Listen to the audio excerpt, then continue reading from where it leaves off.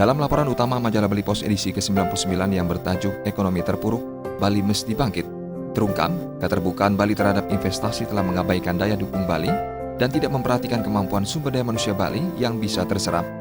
Kondisi ini tentunya mengundang berbagai ancaman kerusakan lingkungan dan budaya, termasuk lingkungan sosial. Buktinya adalah jumlah tenaga kerja luar melebihi serapan tenaga kerja lokal.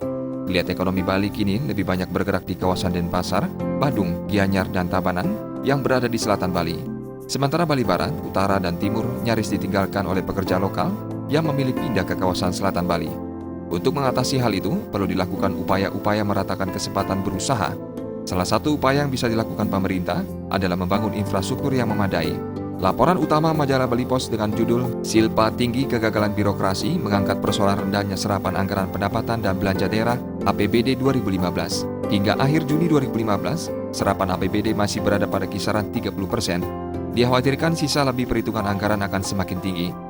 Menurut akademisi Universitas Udayana I Gusti Wayan Murjaneyasa, realisasi APBD memiliki peran penting dalam mendorong pertumbuhan ekonomi dalam masyarakat.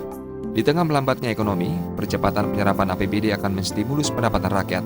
Hal senada juga diungkapkan pengamat ekonomi dan UKM Wiraguna Bagus Oka. Wiraguna Bagus Oka menanggarai lambatnya eksekusi APBD disebabkan oleh beberapa hal, dan salah satunya adalah kepemimpinan nasional dan kepemimpinan daerah belum memiliki kesamaan pandangan atau komitmen kuat dalam penerapan eksekusi anggaran karena disanderanya anggaran oleh kepentingan partai politik, kelompok atau golongan tertentu.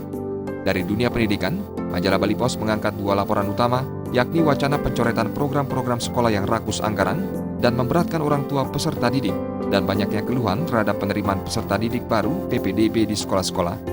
Selain itu, majalah Bali Pos mengangkat beragam laporan lain yang tidak kalah menarik dan bermanfaat yang sayang untuk dilewatkan.